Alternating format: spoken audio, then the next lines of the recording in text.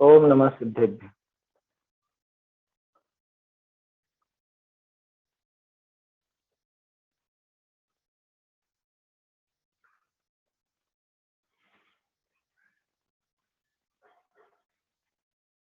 मंगलमय मंगल करण वीतराग विज्ञान, नमो ताहि जाते भय अरहंत आदि महान।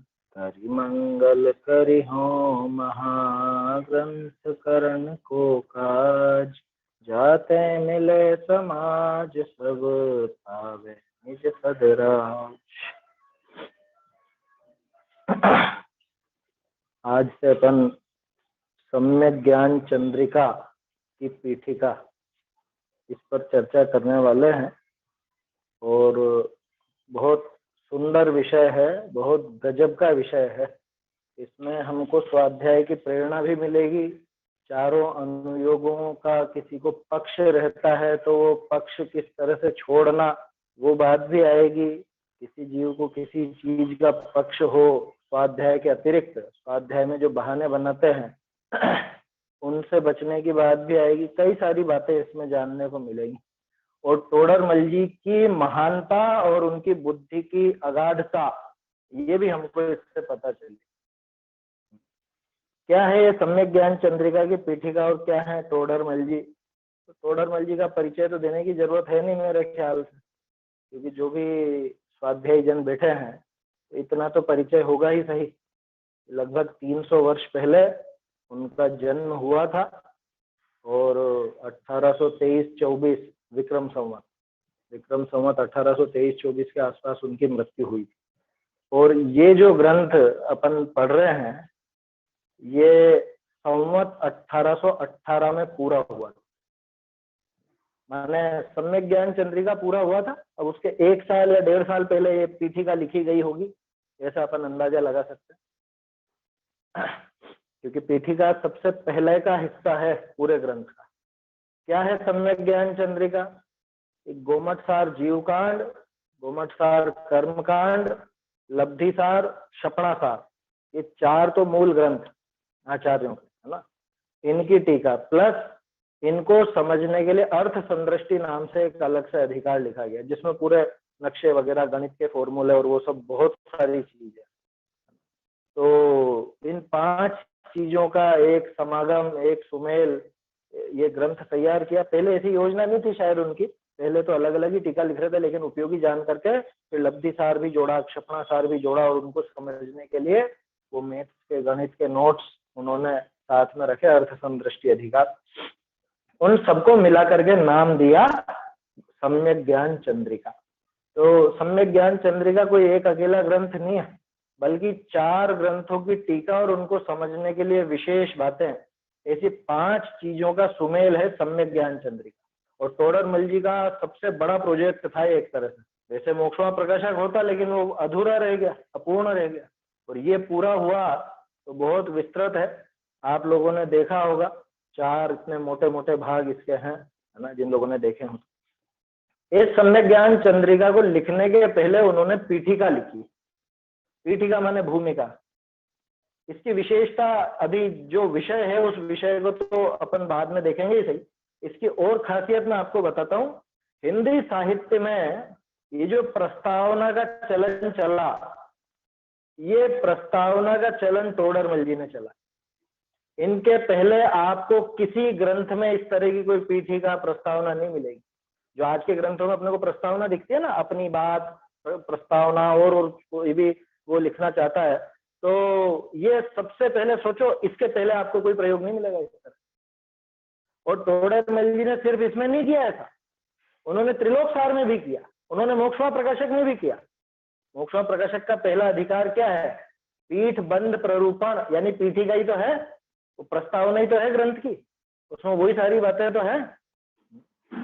और मोक्षमा प्रकाशक का पहला अधिकार जो अपने को परिष्कृत नजर आता है, उसकी तैयारी यूं समझ लो यहाँ पे नजर आ जाएगी। और ये सम्यक ज्ञान चंद्रिका की पीठिका जो अपन पढ़ेंगे तो आपको लगेगा ही नहीं कि अपन मोक्षमा प्रकाशक से अलग कुछ चीज पढ़ रहे, बिल्कुल वैसी की वैसी, बिल्कुल वैसी।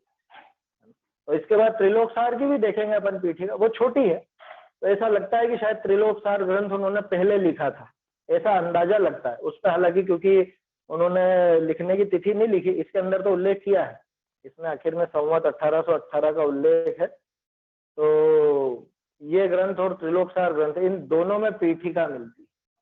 थोड़ा थोड़ा तो पुरुषार्थ सिद्धिउपाय और आत्मानुशासन के अंदर भी मिलता है ना, लेकिन वो इतना विस्तार नहीं मिलता उसमें। इन दोनों ग्रंथों में पीठिका बहुत गजब की है। ये तो फिर भी लोगों ने थोड़ी बहुत पढ़ी होगी, किसी किसी ने पढ़ी होगी, लेकिन त्रिलोकसार की पीठिका तो किसी ने देखी ही नहीं आज। क्या आया समझ में? हम लोगों ने भी जब वो ग्रंथ मिला, हाथ लगा, तभी देखने को मिली। मतलब आश्चर्य होता है कि टोडरमल जी की इतनी चीजें, तो हम सिर्फ एक मोक्षमा प्रकाशक की तो पढ़ते हैं, और पढ़ते क्या इसके अलावा? आत्मानुशासन और पुरुषार्थ सिद्धि उपाय पढ़ लेते हैं। इसके अलावा कौन पढ़ता है? सम्यक ज्ञान चंद्रिका कौन पढ़ता है? त्रिलोकसार कौन पढ़ता है? सोचो, जब टोडरमल जी जैसे इतने ऊंचे विद्वान के संबंध में इतनी उदासीनता है लोगों में, तो अन्य दूसरे विद्वानों की तो क्या दिखा।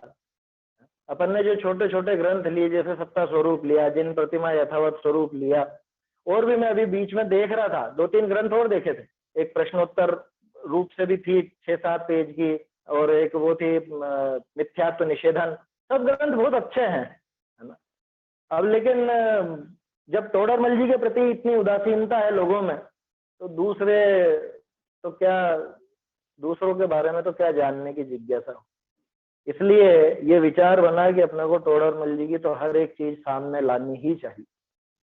उनकी कोई बात ऐसी ना रहे, कोई चीज ऐसी ना रहे जो छुपी हुई रह जाए। और छुपी हुई का मतलब यूं नहीं कि हाँ भाई ठीक है अपन ने कर ली चर्चा, ऐसा नहीं। लोगों को ये मालूम होना ही चाहिए कि उन्होंने क्या क्या लिखा और उसमें क्या क्या लिखा। समझ में आ रही बात? मतलब कौन कौन से ग्रंथ लिखे ये तो पता हो ही सही, और ये तो नाम तो सभी जानते हैं, ग्रंथ पूरे गिना देते हैं, उनका परिचय पढ़ते हैं, लेकिन उसमें क्या विषय है इसका थोड़ा सा अपने को देखना चाहिए। इसीलिए ये विचार बना कि ये सम्यक ज्ञान चंद्रिका की पीठिका अपने को लेंगे। इसके पहले मोक्ष प्रकाशक की जब चर्चा चलती थी, उसी समय बीच में कहीं कभी शायद 2 या 3 दिन के लिए टोडरमल जी के पद्यों के ऊपर भी चर्चा की। 3 दिन चर्चा हुई थी, है ना, वो है सुरक्षित वैसे वो भी व्याख्यान। तो टोडरमल जी ने कितने पद्य लिखे पता? कितने पदों की संख्या कितनी टोडरमल जी के द्वारा लिखी? 250 करीब है, और ज्यादा ही होंगे। 250 करीब छंद टोडरमल जी ने लिखे। छंद, और अपन सोचते हैं कि टोडरमल जी ने पद्य कहाँ, गद्य गद्य लिखा। अरे ये मंगलाचरणों के रूप में, प्रशस्तियों के रूप में, और इनमें देखोगे तो लगभग 250 छंद होता है। और गोमटसार पूजा भी है। ये ग्रंथ के, ये जो सम्यक ज्ञान चंद्रिका है, इसके प्रारंभ में तो ये पीठिका है, और इसके अंत में गोमटसार पूजा है। आखिर में गोमटसार पूजा लिखी थी। तो ये सब रचनाएं मिलती है, लेकिन इन पर चर्चा नहीं होती। ये बहुत दुख की बात है। मतलब मुझे तो व्यक्तिगत रूप से बहुत ऐसा लगता है कि अरे टोडरमल जी के ऊपर ही बात नहीं। इसलिए ये पीठिका अपन देख रहे हैं, बहुत प्रेरणादायक है और सीखने लायक है। इसके बाद त्रिलोकसार की पीठिका देखेंगे, उसके अंदर तो आपको, मतलब जिनको अध्यात्म का रस है उनको आनंद आ जाएगा। निमित्त निमित्तिक की क्या गजब व्याख्या उसके अंदर की है, वो अपन पढ़ेंगे तो आनंद आएगा। वो तो खैर अभी समय है, उसको देखेंगे बाद में। अभी सम्यक ज्ञान चंद्रिका की पीठिका देखें। हिंदी साहित्य को बहुत बड़ा योगदान है टोडरमल जी का, है ना। गद्य रचना भी सबसे पहली उनकी, और हिंदी साहित्य में सबसे पहले पीठिका लिखने का चलन जो चला, प्रस्तावना लिखने का, पूर्व पीठिका तैयार करने का, ये टोडरमल जी की देन। टोडरमल जी के पहले किसी का नहीं मिलेगा ऐसा। चलो इसको देखते हैं। इसके 6 छंद तो मंगलाचरण रूप है। वंदो ज्ञानानंद कर नेमि चंद गुण कंद, माधव वंदित विमल पद पुण्य पयो निधि नंद, दोष दहन गुण गहन घन हरि करि हरि अरहन, स्वानुभूति रमणी रमन जगनायक जयवंत, सिद्ध शुद्ध साधित सहज स्वरस सुधार सुधार, समय सार शिव सर्वगत, नमत हो सुखकार। जैनी वाणी विविध विधि, वर्णत विश्व प्रमाण। स्यात्पद मुद्रित अहित हर, करहु सकल कल्याण। मैं नमो नगन जैन जन, ज्ञान ध्यान धन लीन। मैं न मान बिन दान घन, नयनहीन तन छीन। यह विधि बनते सब विधि मंगल होत उदंगल दूर सब, समझो भानु उद्योग।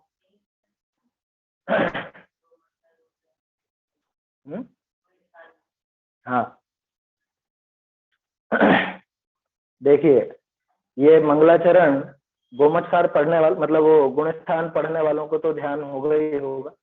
गुणस्थान विवेचन की जो पुस्तक है उसमें इसी मंगलाचरण का प्रयोग है, और गुणस्थान विवेचन में अन्ना जी ने पहला अधिकार जो दिया उसमें यही दिया है, इसका अनुवाद है उसमें, मतलब वो अलग ढंग में है, वहां प्रश्नोत्तर रूप में दे रखा है। तो किसी के पास अगर पुस्तक नहीं हो तो आप लोग उसमें भी देख सकते हैं, गुणस्थान विवेचन के प्रारंभ। बहुत गजब का मंगलाचरण है। इसमें आपको क्या पकड़ में आता है वो बताना। वंदो ज्ञानानंद कर, कि मैं वंदन करता हूँ, क्या इसको वंदन करता हूँ कि ज्ञान और आनंद करने वाले। शायद पहले भी अपन ने चर्चा की है, टोडर मल जी को ये ज्ञान और आनंद शब्द इतना प्रिय था, हर जगह दिया। आशीर्वाद बताया था ना आप लोगों को पहले मैंने, टोडर मल जी का, स्याताम ज्ञानानंदो, ज्ञानानंदो स्याताम, ऐसे ऐसे दिए हैं। तो इसमें सम्यक ज्ञान चंद्रिका में बाद में सबको ज्ञान और आनंद की, तुम्हारे चिदानंद घन से सहजानंद की वृद्धि चाहिए। ज्ञान और आनंद दोनों की बात, हर जगह ज्ञान और आनंद की वृद्धि के लिए ही बात करते हैं। वंदो ज्ञानानंद कर, ज्ञान और आनंद के करने वाले, ऐसे कौन? नेमि चंद गुणकंद। कौन है नेमि चंद? नेमि चंद्राचार्य है ना। सिर्फ इतना ही नहीं है, आपने भी आगे के मंगलाचरण नहीं देखे, हर अधिकार के नेमिनाथ भगवान को नमस्कार किया। दो अर्थ निकलते हैं इसमें, हर छंद में आपको अनुप्रास अलंकार भी दिखेगा, और यहाँ पे तो आपको कौन सा होता है, वो यमक होता है कि श्लेष होता है? एक ही शब्द में दो श्लेष अलंकार है ना, एक बार प्रयोग करेंगे शब्द और उसके दो अलग अलग अर्थ निकले। नेमि चंद गुणकंद, की गुणों के समूह नेमि चंद्राचार्य, और गुणों के समूह नेमिनाथ स्वामी, जो स्वयं चंद्रमा के जैसे हैं, ऐसे ज्ञान और आनंद को करने वाले नेमिनाथ स्वामी और नेमि चंद्राचार्य को मैं नमस्कार करता हूँ, मैं वंदन करता हूँ। कैसे हैं वो नेमि चंद्राचार्य? माधव वंदित, माधव के द्वारा वंदित है। कौन माधव? माधव चंद्र उनके शिष्य थे ना। माधव भट्ट पढ़ा होगा आपने, उसमें पाठ वगैरह में पढ़ा होगा, नेमि चंद्र स्वामी कह रहे हैं और फिर इधर माधव भट्ट कह रहे हैं। माधव चंद्र उनके शिष्य थे, तो माधव चंद्र के द्वारा वंदित। फिर नेमिनाथ वाला अर्थ कैसे निकलेगा? माधव नाम कृष्ण का भी है, समझ, कृष्ण को भी माधव कहा जाता है ना, तो माधव वंदित, ये प्रयोग से भी यही नहीं करा इन्होंने, तोडरमल जी ने। आगे भी, आगे जो अलग अलग अधिकार हैं इस ग्रंथ के, है ना, बहुत सारे अध्याय हैं, शायद 22 तो इसमें ही है जीव कांड में, तो उसमें हर एक में मंगलाचरण है। मोक्ष प्रकाशक अकेले में नहीं रखी है पद्धति हर अधिकार के मंगलाचरण, इसमें भी है, हर अधिकार के ऊपर मंगलाचरण।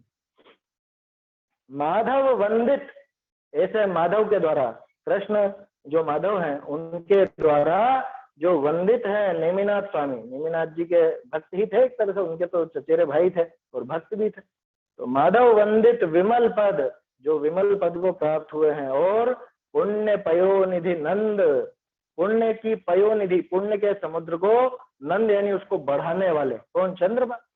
चंद्रमा से समुद्र बढ़ता है ना, चंद्रमा की कलाएं जैसे जैसे बढ़ती हैं, समुद्र में भी ज्वार आता है, ऊपर उठता है ना, तो चंद्रमा को कहा जाता है पयोनिधि नंद। तो पुण्य पयोनिधि नंद, पुण्य रूपी समुद्र को बढ़ाने वाले हे नेमिनाथ भगवान, अथवा हे नेमि चंद्राचार्य, मैं आपको वंदन करता हूँ, आप माधव के द्वारा वंदित हैं, आपके चरण अत्यंत विमल है, निर्मल है। ऐसे नेमिनाथ स्वामी और नेमि चंद्राचार्य दोनों को नमस्कार किया। नेमि क्यों किया कि 3 ग्रंथ तो उनके थे, आया समझ में। 4 ग्रंथ की टीका है, गोसार जीव कांड, गोमठसार कर्म कांड, लब्धिसार क्षपणासार, इसमें 3 ग्रंथ की आया समझ। तो इसलिए उनको नमस्कार किया।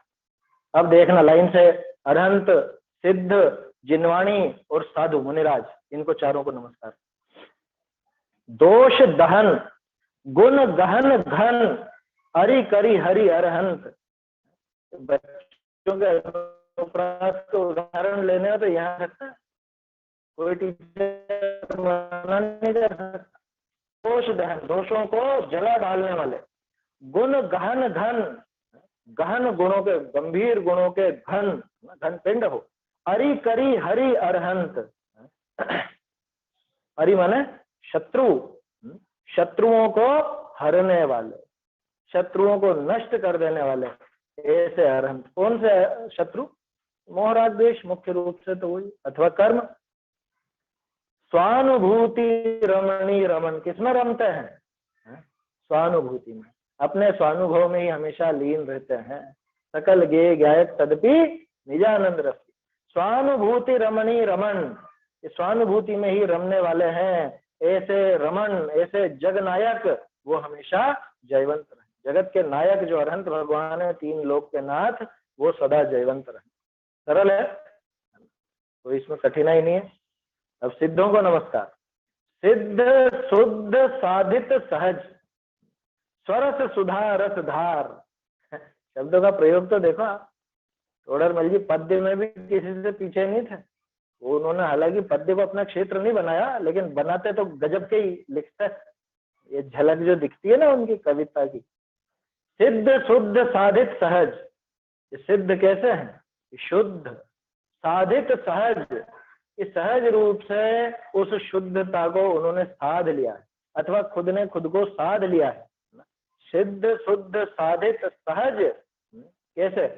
सहजता से हुआ सारा काम, बल जबरी का काम ही नहीं। सत्ता स्वरूप अपन देख रहे थे तो प्रारंभ में आया था ना कि जोर से कोई करना चाहे, पहले पेज पे तो था, जोर से कोई प्रकट करना चाहे, माने बल जबरी से पुरुषार्थ से, नहीं नहीं मैं तो अभी अभी लेकर के आऊंगा सम्यक दर्शन की पर, ऐसे नहीं हो। तो सहज, यहाँ पे तो सिद्धों का काम भी सहज हुआ। और कैसे है?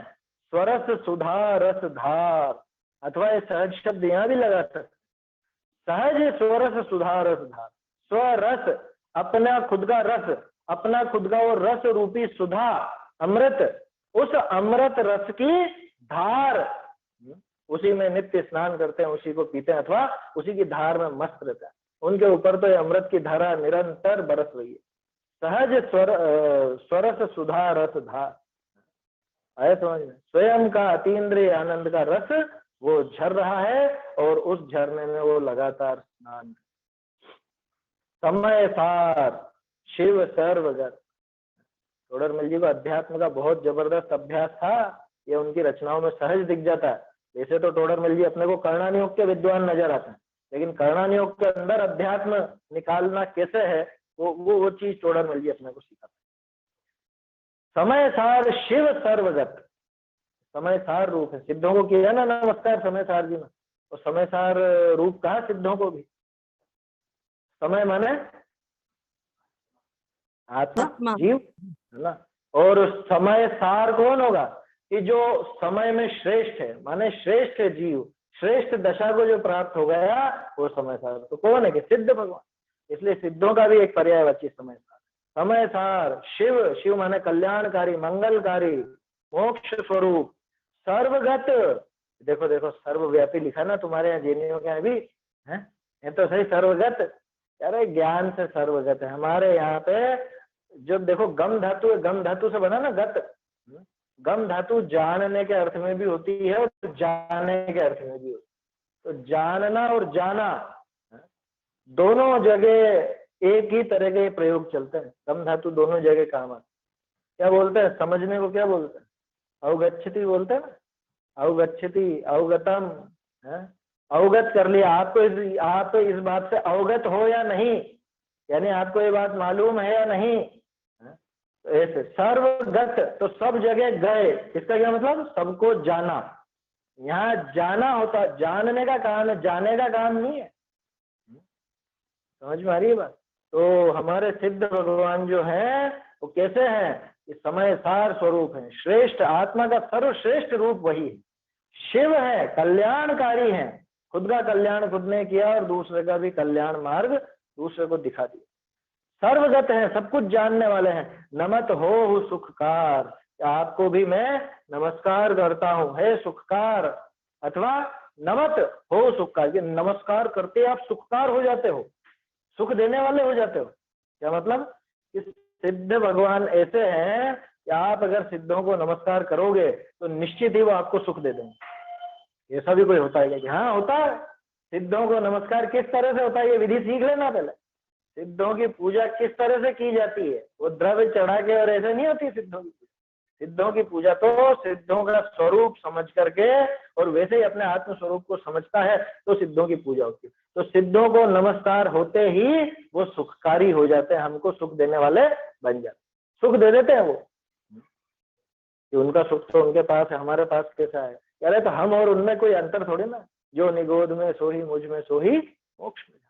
तो जैसा उनका स्वरूप है वैसा ही मेरा स्वरूप। समझ में आ रही बात। नमत हो सुखकार, इसलिए उनको हम नमस्कार करते। अब जिनवाणी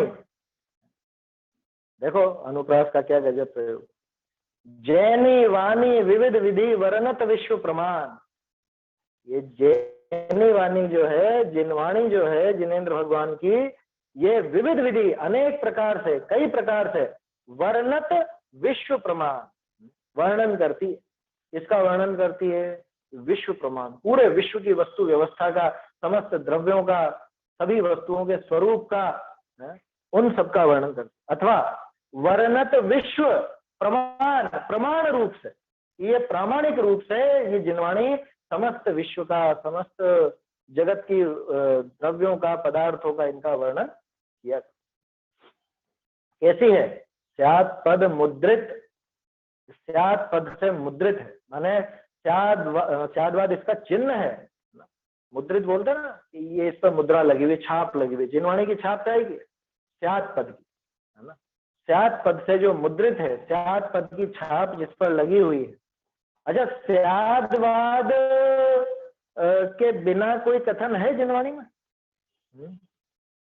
कोई कथन होगा? मैं आपसे कोई प्रश्न पूछूं और आपसे जवाब चाहूं, फिर आप कहोगे किस अपेक्षा से, और मैं ऐसा कह दूं कि नहीं अपेक्षा अपेक्षा नहीं, आप तो बस बताओ कैसा है। जैसे नहीं कि वो आत्मा कैसा है, आत्मा कैसा है या कौन सा तत्व, तो आप पूछो कौन सी अपेक्षा से, मैं कहूँ कि नहीं अपेक्षा अपेक्षा मत लगा, कि बिना अपेक्षा के जैन दर्शन में कथन नहीं होता। भले अपेक्षा का नाम नहीं बोला जा रहा हो, भले अपेक्षा का नाम नहीं लिया जा रहा हो, लेकिन जैन वाणी तो अपेक्षा सहित ही होती है। समझ में आ रही है बात? ये आपके प्रश्न पत्र आते हैं ना, भरते रहते हैं, महिलाएं बहुत भरती हैं, तो उसमें बहुत से प्रश्नों में उलझ जाते हैं कि इसका तो उत्तर ये भी हो सकता है, ये भी हो सकता है, ये भी हो सकता है। तो प्रश्न बनाने वाला बहुत चालाकी करता है। तो प्रश्न बनाने वाले की, अब देखो क्या कहूँ, देखो अच्छी नहीं लगेगी बात, वो नियत अच्छी नहीं है, उलझाने की नियत अच्छी नहीं होती बिल्कुल। या तो आप अपेक्षा दो इस अपेक्षा से, समझ में आ रही है बात। अब वो यहाँ पे माथाफोड़ी कर रहे हैं कि नहीं देखो ये भी हो सकता है जवाब, अपेक्षा से तो ये भी जवाब सही है, इस अपेक्षा से ये भी जवाब सही है। अपेक्षा खोलनी चाहिए, या तो आप उस विषय से बंद करके चलो, या आप उसकी अपेक्षा क्लियर करो। और ऐसा नहीं करते और ये नहीं वो तो आपको ढूंढना पड़ेगा, आप ढूंढो, हम तो चेक करेंगे हमारे हिसाब से, कि तुम्हारे हिसाब से तुम जाने कौन सी अपेक्षा से सोच रहे। ये उलझाना अच्छी बात नहीं, ये बिल्कुल अच्छा नहीं, और ये जिनवाणी की निशानी नहीं है। यहाँ क्या कह रहे हैं कि जिनवाणी तो स्यात् पद से मुद्रित है, जिनवाणी तो स्याद्वाद की छाप लगी हुई है। समझ में आ रही बात? छाप लगी है जिनवाणी पर।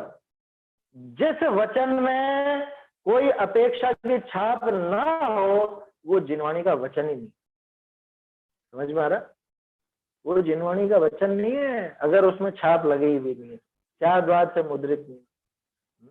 वो बड़ी बड़ी कंपनियां होती है ना, वो कहती है अपने ग्राहकों को, लिखा हुआ रहता है कि ओरिजिनल के लिए ये सील चेक करें, ये साइन चेक करें, ऐसा ऐसा होलोग्राम लगा हुआ होगा, वो चेक कीजिए।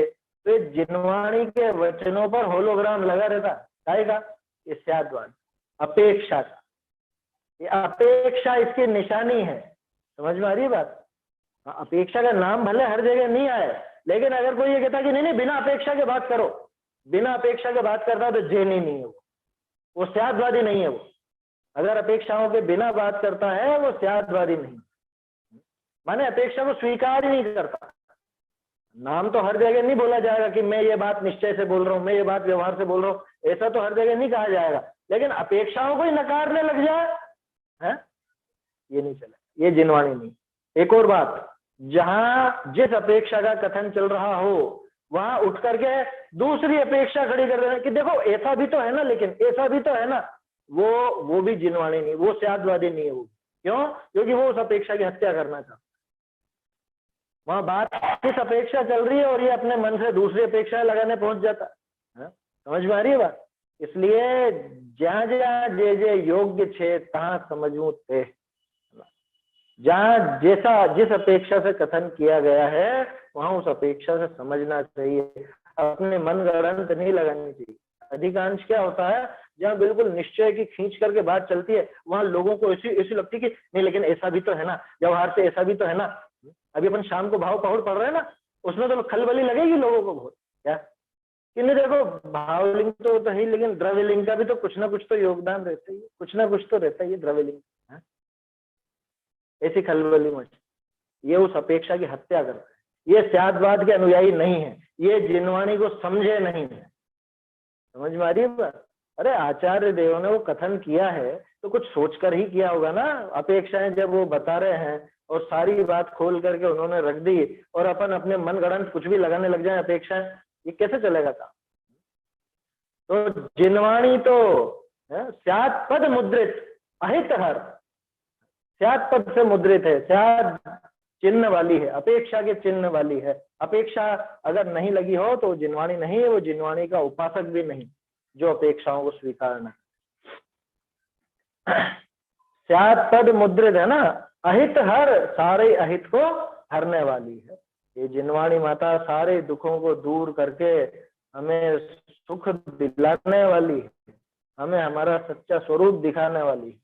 अनादिकाल से जो दुखी होते आए हैं उस दुख को दूर करने वाली ऐसी अहित हर है ये।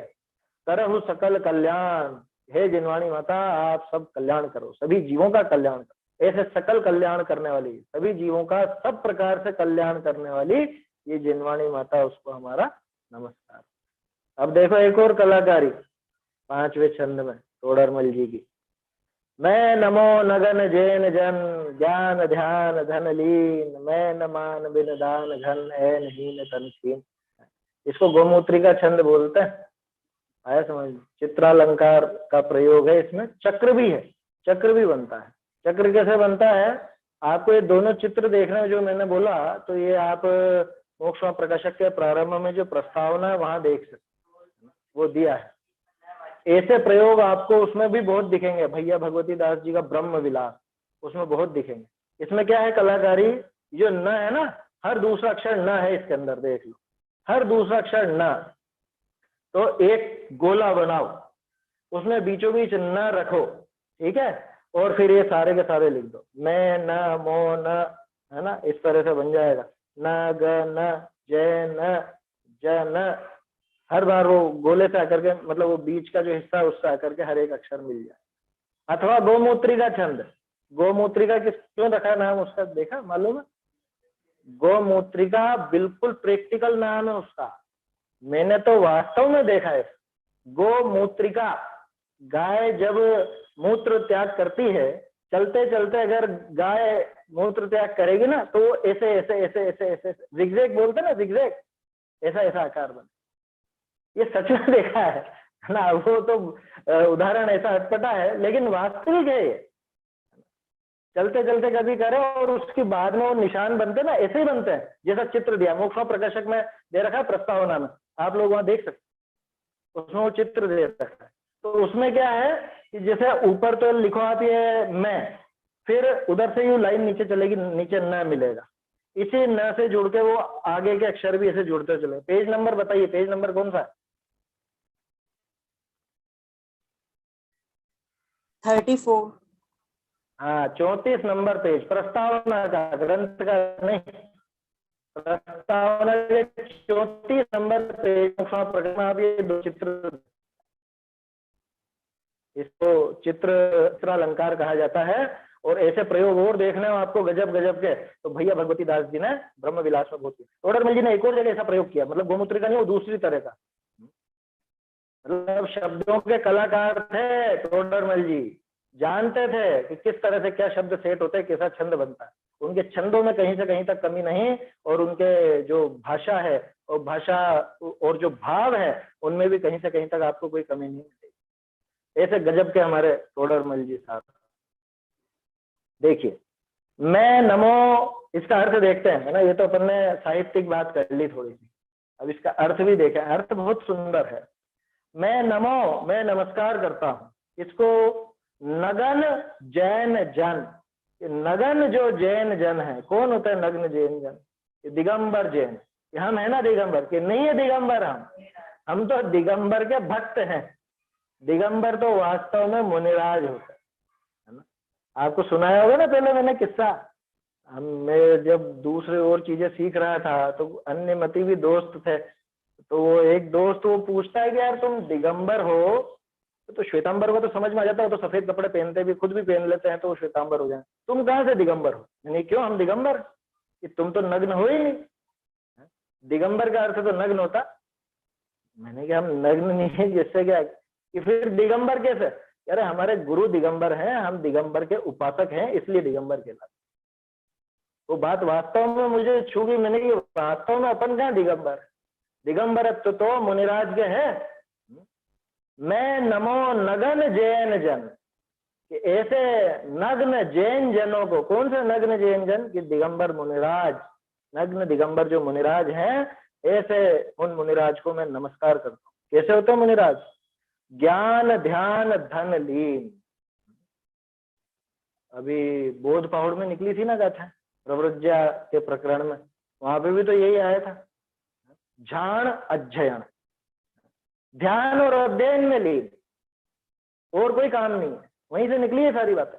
ध्यान और अध्ययन, यहाँ पे ज्ञान और ध्यान एक ही बात है, अध्ययन माने ज्ञान और ध्यान तो ही, तो ध्यान अध्ययन बोलो या ज्ञान ध्यान बोलो, एक ही चीज। तो ज्ञान और ध्यान में ही लीन है। कैसे है? ज्ञान ध्यान धन लीन, ज्ञान और ध्यान के धन में, ज्ञान और ध्यान रूपी धन में लीन, ऐसा धन है उनके पास। अरे देखो विचारों के पास कुछ भी नहीं है, विचारों के विचार हो गए, अरे विचारे वो हैं कि तुम हो? वो तो उनके पास तो विश्व का सबसे बढ़कर के जो धन होता है वो धन उनके पास, ज्ञान और ध्यान का धन। ज्ञान धन में लीन है, ध्यान धन में लीन है, ऐसे गजब के मुनिराज हैं, उनको हम नमस्कार करते हैं। और कैसे? मैन मान बिन, मैन रहित है और मान रहित है। मैन माना, मैन का क्या? मैन शब्द को समझो, मैन शब्द बना मदन से, मदन बिगड़ करके मैन बना। बताऊं कैसे? वो मदना सुंदरी थी ना, मदना सुंदरी, कौन मदना सुंदरी? अरे मैना सुंदरी, मदना गई तो बिगड़ के मैना बना। समझ में आई बात? मदना का अपभ्रंश हुआ मैना, संस्कृत ये अपभ्रंश में तो मिलता भी है साहित्य। मदना का हुआ मैना, मैना का हो गया मैना, इस तरह से वो मदना बन के, मदना बिगड़ के मैना बन गया। तो इसी तरह से मैन, मैन बिन यानी मदन बिन, मदन माने काम दो, है ना, माने किसी भी प्रकार की इच्छा। काम में अकेला काम ही थोड़ी ना, काम में तो विषय भोग सभी आ जाते हैं, काम और भोग पांचों इंद्रिय के विषय आ जाते हैं ना। स्पर्शन और रसना के विषय को काम कहा जाता है, और ध्यान चक्षु कर्ण के विषय को भोग कहा जाता है। तो काम और भोग यानी कि पांचों इंद्रिय के विषयों की इच्छा से रहित हैं, ऐसे मैन बिन है। और मान बिन भी है, उनको घमंड नहीं किसी, न उनको मैन है न उनको मान है। मैन मान बिन, मैन रहित मान रहित, दान धन लो। बहुत सी जगह इसको दान धन ऐसा लिख देता है, दान धन नहीं, दान घन है। घन माने घन माने बादल, घन माने बादल।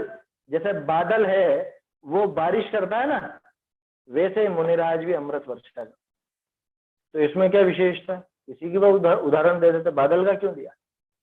बादल का इसलिए दिया कि बादल जब बरसता है तो चाहे अमीर हो चाहे गरीब हो, देख के बरसता है क्या? अमीर के घर पे ज्यादा बरसाना है या गरीब के घर पे ज्यादा बरसाना है, जैनियों के नहीं बरसाना है, हिंदुओं के बरसाना है, मुसलमान के नहीं बरसाना, ऐसा कुछ देख करके करता है? तो उनको कोई पक्ष नहीं होता। बादलों को जो अच्छा कहे उस पर भी वर्षा करते हैं, और बादलों को जो गालियां दे उस पर भी वर्षा करते हैं। यशोधर मुनिराज आंख खोली तो दोनों के दोनों सामने थे, सांप डालने वाला भी और सांप हटाने वाली भी, है ना? दोनों के लिए क्या कहा? सद्धर्म वृद्धि। समझ में आई बात? तो दान घन, ऐसे वो दान देने में घन के समान है कि मुनिराज क्या दान देंगे, उनके पास तो कुछ है ही नहीं। ठोस भी होता है ना घन का मतलब? है घन का मतलब ठोस भी होता है ना?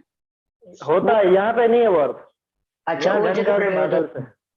हाँ, घन का अर्थ ठोस भी होता है, बिल्कुल एकदम जिसमें कोई दूसरा प्रवेश नहीं कर रहा, वो अर्थ नहीं है। लेकिन यहाँ पे तो दान के साथ लगा हुआ है ये दान घन। दान देने में बादलों के समान है, जैसे बादल कोई पक्षपात नहीं करता, बादल बिना देखे निरपेक्ष रूप से, बादल को किसी से कुछ नहीं चाहिए, है ना? ये माइक बंद कर लीजिएगा। तो बादल को जैसे किसी से कुछ नहीं चाहिए। हाँ, धन शब्द नहीं है, उज्ज्वला बेन शाह ने धन लिखे हैं। धन धन नहीं है, धन गलत है। घ आएगा, घर वाला। अच्छा, घर वाला आएगा, घ शब्द गलत है। ये पांडुलिपियों से मिलान करा हुआ है मेरा, है ना, इसमें दिक्कत नहीं। उज्ज्वला बेन शाह ने धन लिख दिए। नहीं, धन नहीं है, उसमें मिसप्रिंट है काफी। वो आपने जो पुस्तक लिए ना उसमें मिसप्रिंट भी है, उसमें पहले सुधार लगाए थे, इसीलिए अपन ढूंढारी से ही देख रहे हैं कि कोई दिक्कत ही नहीं रहे, है ना। और ये ग्रुप पर मैंने भेज भी दिए सबको, आप लोगों को मिल गई होगी तो उसमें देख सकते हैं। देखिए, मैन मान बिन दान घन, दान के लिए, और दान घन शब्द साहित्यिक है, साहित्य में अनेक जगह पे दान के साथ घन शब्द का प्रयोग होता है, क्योंकि बादल किसी से कुछ लेते नहीं और देते ही देते हैं, और बादलों को किसी से कोई प्रयोजन नहीं, कुछ चाहिए नहीं, इसलिए वो जैसे निरपेक्ष होकर के सब पर समान रूप से बरसते हैं, ऐसे ही मुनिराज भी सबसे निरपेक्ष होकर के बिना वांछा के सब पर धर्म की वर्षा, वैराग्य की वर्षा। एनहीन, एन माने पाप, है ना, ये ध्यान रखना, नोट कर लेता है। एन का अर्थ पाप होता है। एनहीन, सभी प्रकार के पापों से रहित है, नहीं सही? महाव्रत है ना उनके पास, 5 महाव्रत है तो 5 पापों से रहित पने की तो है। एनहीन, और तन के साथ तन क्षीण, क्षीण तन वाले हैं। क्षीण तन वाले क्यों? क्षीण तन वाले इसलिए क्योंकि बहुत आहार तो करते नहीं मुनिराज, है ना।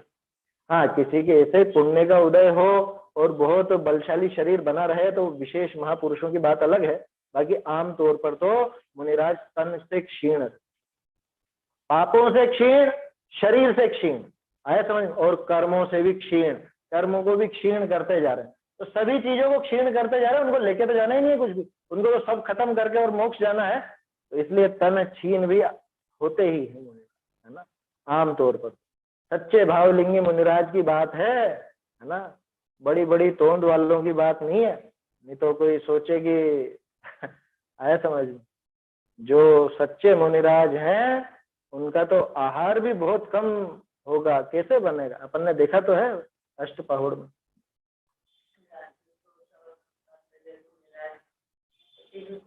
हाँ, अरे देखो एक गजब की बात अभी है ना, मैं वहाँ जयपुर के मंदिर की कुछ देख रहा था, पांडुलिपियां 2-3 दिन पहले, उसमें पंचास्तिकाय संग्रह की टीका है हेमराज जी, वो बहुत सुंदर चित्रकारी है, उसमें प्रारंभ के चित्र पर ऐसी चित्रकारी की हुई है, 2 मुनिराज बना रखे, एक तरफ मुनिराज बना रखे सामान्य शरीर वाले और एक तरफ मुनिराज बना रखे खड़े हुए, और बिल्कुल ऐसी हड्डियां हड्डियां हड्डियां, उस टाइम पर भी चित्रकारी तो होती थी ग्रंथों में, बहुत कम ग्रंथों में मिलेगी। तो ऐसा वो देख करके मुझे विकल्प आया, मैंने कि देखो मुनिराज का चित्र भी बनाया तो सोच विचार करके बनाया गया।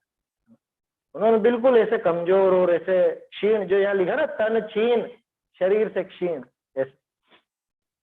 ऐसे महामुनिराज को भी मैं नमस्कार करता हूँ। हमारे भावलिंगी संत सब इसी तरह के होते थे। यह विधि मंगल करनते, इस प्रकार से मंगल करने से, ऐसा मंगल यानी ऐसा मंगलाचरण करने से सब विधि मंगल होत। इस तरह से मंगल करने से सब प्रकार से मंगल हो जाता। क्यों? अरे इनको जो नमस्कार किया, किस किस को किया? नेमिनाथ भगवान को, अरहंत भगवान को, सिद्ध भगवान को, जिनवाणी को और साधुओं को, इन्हीं को तो किया। 5 छंदों में 5 को नमस्कार कर दिया। तो ये सर्वोत्कृष्ट पद है, इनके आधार से धर्म है। तो जब इनका मंगलाचरण करेंगे, इनको नमस्कार करते हैं, तो वो भाव शुभ भाव। दूसरी बात, उन्होंने जो बात बताई उस बात को सुन करके और उसको समझने की प्रेरणा मिलती, उसे ग्रहण करने की प्रेरणा मिलती, तो सब प्रकार से मंगल होता है। मंगल का क्या अर्थ है? जो पापों को गलाए और सुख को लाए। मंगम लाती इति मंगलम अथवा मम मलम गालियति इति मंगलम। मंगल, मंगल ऐसे, मंग यानी सुख, मंग को जो ल यानी लाए वो मंगल, मम यानी मल, मलम, मल को जो गलाए, पापों को गलाए, मोह राग द्वेष रूपी पापों को गलाए, उसको मंगल। तो जब अरहंत आदि को, इन सबको नमस्कार करते हैं, तो ये बोलो ये कौन से लौकिक पद है? इनसे कौन सी वांछा पूरी होगी? लौकिक वांछा, कोई लौकिक वांछा के लिए तो इनके पास आते भी नहीं। समझदार व्यक्ति, मूर्ख तो तरह तरह की कामनाएं लेकर आ जाए, वो बात नहीं है यहाँ। बाकी इनके पास आने से हमको सारे पापों से बचने का मौका मिलता है, अपना खुद का स्वरूप समझने का मौका मिलता है, कल्याण होता है, इसलिए सब प्रकार से मंगल होता है। इनको नमस्कार। होत उदंगल दूर सब, सारे उदंगल दूर हो जाते। उदंगल माने सारी जो विपरीतताएं हैं, सारे जो पाप के उदय हैं, प्रतिकूलताएं हैं, वो सब दूर हो जाते। तम ज्यों भानु उद्योत, जैसे सूरज का उदय होने पर, सूर्य का उद्योत होने पर तम भाग जाता, अंधेरा भाग जाता है, वैसे ही सारे के सारे उदंगल इन पांचों का मंगल करने पर, यानी सारे ही तो आ गए, इसमें और कौन बचा? पांचों परमेष्ठी आ गए, जिनवाणी आ गई, अलग से नेमिनाथ जी को भी नमस्कार कर लिया, नेमि चंद्राचार्य को भी कर लिया, तो सारे उदंगल दूर हो जाते हैं, सब प्रतिकूलताएं दूर हो जाती। तोडरमल जी खुद की तो दूर हुई नहीं, हमसे कैसे कह रहे हैं कि उदंगल दूर हो जाएंगे? अरे उनसे पूछो हुई कि नहीं हुई। असली उदंगल क्या है? असली उदंगल तो मिथ्यात्व है, असली विपरीतता तो वो है ना। अच्छा, विपरीतता का क्या मतलब है? विपरीतता का क्या अर्थ है? वो गले में सांप पड़ा हुआ था, वो विपरीतता थी। बाघिन खा रही थी, वो विपरीतता थी, ठीक है? अरे वो बाघिन के खाते खाते उन्होंने केवल ज्ञान प्राप्त कर लिया, सिर पे सिगड़ी जलते जलते उन्होंने केवल ज्ञान अनंत सुख प्राप्त कर लिया, तो कहाँ रही वो विपरीत? लेकिन इन मोह राग द्वेष के चलते कोई भी केवल ज्ञान नहीं पा सकता, किसी को भी अनंत सुख नहीं मिला, अरे सुख की झलक तक नहीं मिली। तो असली उदंगल क्या है? बाहर की प्रतिकूलता वो असली उदंगल नहीं है, असली उदंगल तो मोह राग द्वेष। और जब इन पांचों को नमस्कार करते हैं, ये जो पंच परमेष्ठी हैं अथवा जो पूज्य पद हैं, हमारे चारों मंगल हैं, चारों मंगल आ गए ना इसमें, तो उन सबको नमस्कार करने पर ये उदंगल सारा दूर हो जाता है। जैसे कि जैसे सूरज उगने पर अंधेरा दूर भाग, इसलिए इन सबको हम नमस्कार करते हैं ना। ये मंगलाचरण की बात हुई अपनी सम्यक ज्ञान चंद्रिका की पीठिका में। अब इसके आगे का विषय अपन कल से प्रारंभ करेंगे, है ना। तो मंगलाचरण मेरे ख्याल से अच्छा लगा होगा आप लोगों को। आपको अगर ये पसंद आया तो सम्यक ज्ञान चंद्रिका के हर अधिकार में मंगलाचरण दिया, और विशेष तौर पे जो क्षपणा सार और लब्धि सार है उनके मंगलाचरण तो बहुत सुंदर है। मंगलाचरण और प्रशस्ति वो आप देखिएगा, अलग से बहुत मजा आएगा। हम लोगों ने तो अलग से पहले चर्चा की थी इस पर, 200-250 छंद, सारे छंद देखे थे पहले, और ये 2-3 दिन एक बार चर्चा हुई थी, तब तो विशेष जो प्रमुख छंद थे उनकी बात हुई थी। इसके आगे फिर आगे की चर्चा अपन कल ये सम्यक ज्ञान चंद्रिका का ही भाग है, वो गोमटसार जीवकांड। सम्यक ज्ञान चंद्रिका, गोमटसार जीवकांड, गोमटसार कर्मकांड, लब्धिसार, क्षपणासार, इन चारों की टीका का नाम है। चारों ही सम्यक ज्ञान चंद्रिका के हैं भाग। हाँ, सम्यक ज्ञान चंद्रिका इन चारों की टीका का नाम है। अच्छा, तो फिर अपन इसमें सम्यक ज्ञान चंद्रिका में जीवकांड जीवकांड कुछ भी नहीं पढ़ेंगे अपन, सिर्फ पीठिका पढ़ रहे हैं। अच्छा, बस अभी हाँ, सिर्फ पीठिका पढ़ रहे हैं, है ना। इसके बाद त्रिलोकसार की पीठिका भी लेंगे। ये शुरू में हो गई थी, शुरू में हुई थी चर्चा अपनी। आजकल मेरे भी सम्यक ज्ञान चंद्रिका का वो जीवकांड गोमटसार वाला पहला भाग हाथ में आया हुआ है, तो वो देख रही हूँ। तो मतलब ये चल रहा है और अच्छा समझ में आएगा। नहीं, अभी तो सिर्फ पीठिका देखेंगे अपन। पीठिका का विषय अलग हटके ही है अपने को, वो बाकी उन ग्रंथों का विषय अभी नहीं ले रहे हैं अपन, गोमटसार जीवकांड कर्मकांड आदि का, सिर्फ पीठिका लेंगे। पीठिका अपने आप में एक बहुत सुंदर विषय है। हाँ, वो तो है। अभी 8 दिन पहले हाथ में आया जो, उसको भी मैं देख रही हूँ, तो ये चालू हो रहा हो तो फिर और फायदा होगा। हाँ, नहीं, अभी तो बस यही देख रहे हैं अपन पीठिका। वो तो बहुत लंबा प्रकरण है, बहुत लंबा विषय है वो तो प्रारंभ हो तो 2-3 साल पूरे हो ये जाए। तो बहुत लंबाई है। चलिए आगे का विषय अपन कल से देखें। निज निधि निज में बताई यह अनंत उपकार है, इसके लिए जिन वाणी माँ को वंदना शत बार है, वंदना शत बार।